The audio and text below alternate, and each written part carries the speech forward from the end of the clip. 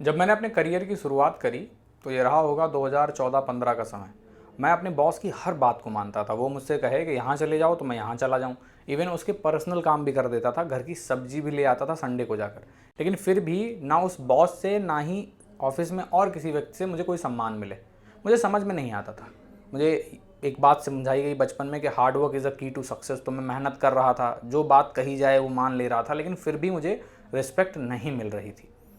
फिर वक्त बीता और समय के साथ मुझे कुछ लोगों के साथ, अच्छे लोगों के साथ उठना बैठना, उठने बैठने का मौका मिला। फिर वहाँ से मैंने कुछ चीज़ें सीखी जो काफ़ी कमाल की थी, जिन्होंने मुझे समझाया कि यार रिस्पेक्ट पाने के लिए सिर्फ मेहनत ही नहीं होती है, बहुत सारी ऐसी चीज़ें हैं जो आपके व्यक्तित्व में होती हैं, जो आपके पास होनी चाहिए। तो आज उन 5 तरीक़ों के बारे में हम बात करने वाले हैं। इस चीज़ को सीखने में मैंने अपने जीवन के लगभग 10 साल लगाए हैं। 2014-15 से लेकर आप 2025 का अनुमान लगा सकते हैं, वो मैं आपको बस इस वीडियो के माध्यम से बताने वाला हूँ।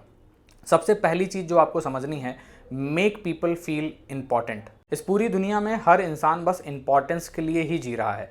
चाहे आप कोई अच्छी डिग्री परस्यू कर रहे हों, आप सामाजिक रूप से या आर्थिक रूप से अपने आप को इम्पॉर्टेंट फील कराना चाहते हैं। कोई बाप अपनी बेटी की अच्छी जगह शादी करना चाहता है तो वो इम्पॉर्टेंट फील कराना चाहता है। कोई बाप अपने बेटे को आईएएस या पीसीएस ऑफिसर बनाना चाहता है तो वो इम्पॉर्टेंस चाहता है। तो इम्पॉर्टेंस जो है हर इंसान चाहता है और लोगों को इम्पॉर्टेंस देना बहुत ज़्यादा ज़रूरी है। एक बार आपने ये देना स्टार्ट किया तो लोग आपको पसंद करना शुरू कर देंगे। तो इम्पॉर्टेंस देने का तरीका क्या है? सीन, हर्ड और रिमेंबर्ड। लोगों को नोटिस करना स्टार्ट करिए।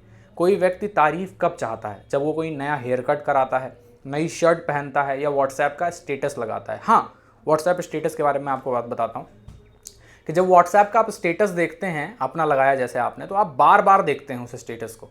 जितनी बार लोग नहीं देखते हैं उससे कहीं ज़्यादा बार आप खुद देखते हैं। क्यों? क्योंकि आप चाहते हैं कि सामने वाला रिप्लाई करे और कोई हार्ट वाला इमोजी भेज दे और या कुछ ऐसा भेज दे और मज़ा ही आ जाए। तो जीवन में इम्पॉर्टेंस देना लोगों को बहुत ज़्यादा इम्पॉर्टेंट है। अब इसके लिए आप सीन का इस्तेमाल करेंगे। सबसे पहले जो है लोगों को नोटिस करना कि उन्होंने कौन कौन सी नई चीज़ें या अच्छी चीज़ें या पॉजिटिव चीज़ें अपने जीवन में करी हैं और उससे रिलेटेड उनको तारीफ़ देनी है। दूसरा, हर्ड।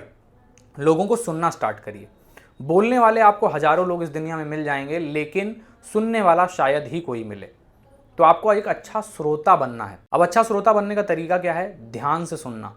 ध्यान से सुनने का मतलब क्या है? ना आपको फ्यूचर की टेंशन हो, ना पास्ट की टेंशन हो, बस सामने वाले को आप सुन रहे हैं, वहीं पर हैं आप, बस सुन रहे हैं। और हाँ, जब हम किसी व्यक्ति को सुनना स्टार्ट करते हैं तो हमारा मन पहले से ही एक विचार पिरोने लगता है। ये बहुत गलत तरीका है। उस विचार को बनने ही नहीं देना है। सामने वाले को बस सुनना है। कभी कभी जवाब देने की भी ज़रूरत नहीं पड़ती है और सामने वाला आपकी बात को समझ जाता है। तीसरा जो मैंने आपको पार्ट बताया, रिमेंबर्ड। लोगों की बातों को याद रखना बहुत ज़्यादा ज़रूरी है। वो जो कुछ भी आपको बताते हैं, उन्होंने कोई इंसिडेंट बताया तो उसको याद रखिए और अगर हो सके कोई अच्छा इंसिडेंट है तो उसको बाकी लोगों के सामने दोहराइए। कोई बड़ा काम किसी ने किया है तो उसको इंपॉर्टेंट फील कराने का क्या तरीका है कि उसकी बात को आपने याद रखा और 4 लोगों के सामने बताया कि यार इन भाई साहब ने ये बहुत बढ़िया चीज़ करी थी। किसी ने बताया कि यार उसने कोई एग्ज़ाम क्रैक कर दिया है और वो आपसे अगले दिन मिलता है तो आप 4 दोस्तों में खड़े होकर कह रहे हैं कि भाई साहब ने यार ये वाला एग्ज़ाम क्रैक कर दिया, कितनी बड़ी बात है। तो ये सारी चीज़ें जो होती हैं वो सामने वाले के समक्ष आपकी इंपॉर्टेंस या आप कह सकते हैं रिस्पेक्ट बढ़ाने में आपको हेल्प करती हैं, क्योंकि सबसे पहले आपको इंपॉर्टेंस उसको देनी है, उसके बाद आपको मिलना स्टार्ट हो जाएगी। दूसरा जो सबसे इंपॉर्टेंट पार्ट है, that is master your body language. हमारी बॉडी लैंग्वेज बहुत ज़्यादा मैटर करती है कि हम सामने वाले को कितना सम्मान देंगे। आप इमेजिन करिए कोई व्यक्ति सामने से चल के आ रहा हो, उसके चलने के तरीके से हम ये गेस कर लेते हैं कि उसे तू बोलना है, आप बोलना है या तुम बोलना है ना? सोचने वाली बात। इसी प्रकार 8% आपके वर्बल जो शब्द हैं ना, ये होते हैं आपके कम्युनिकेशन में। 38% जो है वो आपको उन शब्दों को रखने का तरीका है और 50 से 55% आपकी बॉडी लैंग्वेज होती है। सो बॉडी लैंग्वेज को सीखने के लिए आप इस चैनल को सब्सक्राइब कर लीजिएगा। इन फ्यूचर आपको बहुत अच्छा कंटेंट मिलने वाला है जो आपको हेल्प करेगा आपकी बॉडी लैंग्वेज को इंप्रूव करने में। या हो सकता है अगर आप साल 2 साल बाद ये वीडियो को देख रहे हो 2026-27 में, तो मैं वीडियो अपलोड भी कर चुका हूँ, जाकर चैनल को चेकआउट जरूर करिएगा। अब अपनी बॉडी लैंग्वेज को अच्छा बनाया कैसे जाए? पहले तो स्ट्रेट वॉक करना स्टार्ट करिए। सीधे वॉक करेंगे, गर्दन को टेढ़ा वेढ़ा नहीं रखेंगे। मोबाइल चलाने की वजह से ज़्यादातर लोगों का अब गर्दन जो है वो टेढ़ा सा हो गया है। तो you have to walk straight, sit straight, सीधे बैठने का प्रयास करिए। और जब आप बात करते हैं तो लोगों से आई कांटेक्ट बनाने का प्रयास करें। ज़्यादातर लोग होते हैं इधर उधर ऐसे ऐसे ऐसे ऐसे आंखें घुमा रहे होते हैं, नहीं, आई कांटेक्ट करो। हो सकता है कि पहली बार तुम्हें दिक्कत हो। क्यों दिक्कत होगी? क्योंकि हो सकता है तुम पहली बार उस काम को कर रहे हो, लेवल 1 पे हो या लेवल 0 पे हो। तुम प्रयास करोगे तो मुझे लगता है कि 10-12 बार ऐसे अभ्यास करने से तुम्हें धीरे धीरे कॉन्फिडेंस मिलना स्टार्ट हो जाएगा। अगली चीज़ जो तुम्हें समझनी है, that is how to make people like you. यानी कि तीसरा हमारा पॉइंट है कि लोगों को अपने आप को पसंद कैसे कराया जाए। तो आज मैं आपको 4 तरीके बताने वाला हूं जिनसे आप अपने आप को लोगों से पसंद करवा सकते हैं। तो सबसे पहला जो तरीका है वो बेंजामिन फ्रैंकलिन इफेक्ट इसे कहा जाता है। इसका मतलब होता है सामने वाले से आपको एफर्ट्स मांगने हैं, मदद मांगनी है, छोटी छोटी मददें जो वो कर सकता हो। जब कोई इंसान आपकी मदद करता है तो वो आपके बारे में दिमाग में सोचता है, और जितना इंसान आपके बारे में सोचेगा उतना ही अच्छा वो आपके बारे में फील करना स्टार्ट कर देता है। जैसे साउथ की मूवीज़ में तुमने देखा होगा, हीरो कहता है हीरोइन से कि तुमको 1 महीने के अंदर मुझसे प्यार हो जाएगा, और हो भी जाता है, क्योंकि हीरोइन बार बार उसी के बारे में सोच रही होती है। तो जितना इंसान आपके बारे में सोचेगा उतना ही ज़्यादा अच्छे रिलेशंस उसके साथ आपके हो जाएंगे। आप कह सकते हो कि यार मुझे कपड़े खरीदने का सेंस नहीं, भाई चल के कपड़े दिला दे मुझको। और जब वो आपको कपड़े दिला रहा होगा तो वो काफ़ी ज़्यादा अच्छा आपके बारे में फील करेगा और आपके रिलेशंस अच्छे हो जाएंगे उसके साथ। इस प्रकार की किसी प्रकार की हेल्प को आप मांग सकते हैं। दूसरा जो होता है that is called spotlight effect. Spotlight आप लोगों ने देखी होगी, थिएटर में होती है। जितने भी मेन कैरेक्टर होते हैं उनके ऊपर स्पॉटलाइट डाली जाती है ताकि हम ये अंदाज़ा लगा सकें कि मेन कैरेक्टर है कौन इस नाटक का या फिल्म का। तो हर इंसान का दिमाग उसे ऐसा महसूस कराता है कि वो जो है वो मेन कैरेक्टर है, वो स्पॉटलाइट इफेक्ट में जी रहा है। आप खुद फील करके देखिए इसको। ऐसा लगता नहीं है कि ये पूरा ब्रह्मांड जो है यहीं पे सेंटर्ड है, मैं ही हूँ सब कुछ, यहीं से सब कुछ शुरू होता है और यहीं सब कुछ खत्म। हर इंसान ऐसा महसूस करता है। जब सामने वाला अपने आप को मेन लीड समझ रहा है और आप इस कॉन्सेप्ट को समझ चुके हैं, तो क्यों सामने वाले को मेन लीड नहीं बना दे रहे भाई? क्या प्रॉब्लम है? बनाओ उसको मेन लीड, बनाओ उसको हीरो, तुम बने रहो साइड हीरो। अगर इससे तुम्हें समाज में सम्मान मिल जा रहा है तो कोई नुकसान नहीं है। सामने वाला इंपॉर्टेंट फील करना चाहता है और तुम इसे फील कराओ। तीसरा, द इको इफेक्ट। सामने वाले की लैंग्वेज को कॉपी करने की कोशिश करना। हम जहां पर भी पले बड़े होते हैं वहां पर एक पर्टिकुलर तरह की भाषा या बोली बोली जाती है। उस प्रकार की बोली को जब हम सुनते हैं तो हमें अपनापन सा महसूस होता है। ज़्यादातर लोग अपने घरों में अपनी मातृभाषा का ही प्रयोग करते हैं। पूरी मातृभाषा को तो कॉपी नहीं किया जा सकता है, लेकिन कुछ शब्द आप जरूर कॉपी कर सकते हैं जिससे सामने वाले को यह महसूस हो कि वो अपने परिवार के बीच में है, या जो भाषा प्रयोग की जा रही है वो अपने लोगों द्वारा ही प्रयोग की जाती है, तो सामने वाला भी अपना है। ये कॉपी इफेक्ट काफ़ी ज़्यादा आपको हेल्प करता है लोगों के साथ अच्छे रिलेशंस बनाने में। The echo effect. चौथा, द नेम इफेक्ट। लोगों का नाम दुनिया में सबसे इंपॉर्टेंट चीज़ है। इमेजिन करो कि आप दुनिया के किसी दूसरे कोने में हैं, हजारों लोगों की भीड़ में, और कोई अचानक से आपका नाम बुलाता है, राज। आपका दिल धक धक धक धक धड़कने लग जाता है। इस दुनिया में सबसे इंपॉर्टेंट साउंड जो किसी व्यक्ति के लिए है वो है उसका नाम। तो जब आप किसी व्यक्ति से बात कर रहे हो, ड्यूरिंग कॉन्वर्सेशन लोगों के नाम को इस्तेमाल करिए। इवन चैट्स के दौरान, फ़ोन कॉल्स के दौरान लोगों का नाम बीच में लेते रहें। This how you will be able to connect with them properly. अब ऐसा ना हो कि अपने टीचर का नाम लेने लग जाओ तुम। थोड़ा सा लॉजिक होता है कि सामने व्यक्ति कौन है। तो अभी हमने 3 पॉइंट डिस्कस किए, तीसरे पॉइंट में हमने 4 टेक्निक जानी। अब हम समझते हैं चौथे पॉइंट को। चौथा point is like pause before speaking. हमारे जो विचार होते हैं ये लाइट की स्पीड से भी ज़्यादा तेज हैं। मीन्स जितनी तेज लाइट ट्रेवल करती है, और दुनिया की सबसे ज़्यादा स्पीड लाइट की होती है, उससे भी ज़्यादा तेज हमारे विचार हैं। और जब विचार चलते हैं तो हमारा मुंह चाहता है कि जितने भी दिमाग में विचार वो सोच रहा है सारे मुंह से निकल आएँ। पॉसिबल है ही नहीं। जब आप ठहराव के साथ बोलना स्टार्ट करते हैं तो उन विचारों में से आप सही विचार चूज कर पाते हैं जो सामने वाले के समक्ष आपको रखने हैं। दूसरा फायदा क्या होता है?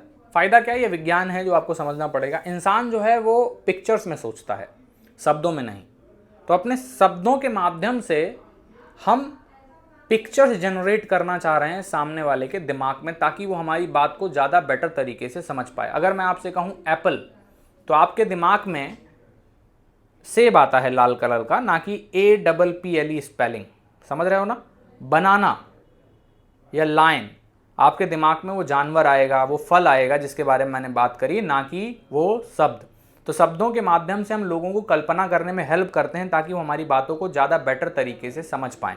इसका सरल तरीका है कि शालीनता से और आराम आराम से शब्दों में ठहराव देकर बोला जाए, और आपकी बात ज़्यादा क्लियर और स्पष्ट भी होती है। एग्जाम्पल के लिए, कल मैं मार्केट गया था, वहाँ से मैंने सब्जी खरीदी, उसके बाद मैं साइकिल से आया, फिर रास्ते में मैंने जूस पिया, फिर मैं घर आ गया। एक तरीका हो गया। दूसरा तरीका, कल मैं मार्केट गया था, मैंने वहाँ पे सब्जी खरीदी, सब्जी खरीदने के बाद मैं साइकिल से घर आया, रास्ते में मैंने जूस पिया। अब दोनों ही परिस्थितियों में मैंने बात वही कही है, बस मेरे बात कहने का तरीका परिवर्तित हो गया और आपने देखा कि इसका प्रभाव भी काफ़ी ज़्यादा परिवर्तित हो गया। पांचवा है और जो लास्ट भी है हमारा, that is respect your self. अब अपने आप को सम्मान देने का मतलब ये नहीं है कि सुबह उठ के खुद के ही पैर छू लिए, दूसरों की जय से पहले खुद को जय करें, ऐसा नहीं करना है आपको। कुछ नियम जो मुझे लगता है आपके लिए कारगर होंगे। डू वॉट यू से, आप जो कुछ भी कहते हो वो करो, बहुत ज़्यादा ज़रूरी है। तुमने जो कुछ भी कहा उसे करना बहुत ज़्यादा ज़रूरी है। अगर तुमने कहा कल सुबह तुम 5 बजे उठोगे तो उठो, इससे तुम्हारी सेल्फ रिस्पेक्ट बढ़ती है। खुद के नज़रिए में अगर तुम्हारी रिस्पेक्ट बढ़ेगी तो दुनिया भी तुम्हारी रिस्पेक्ट करने लग जाएगी।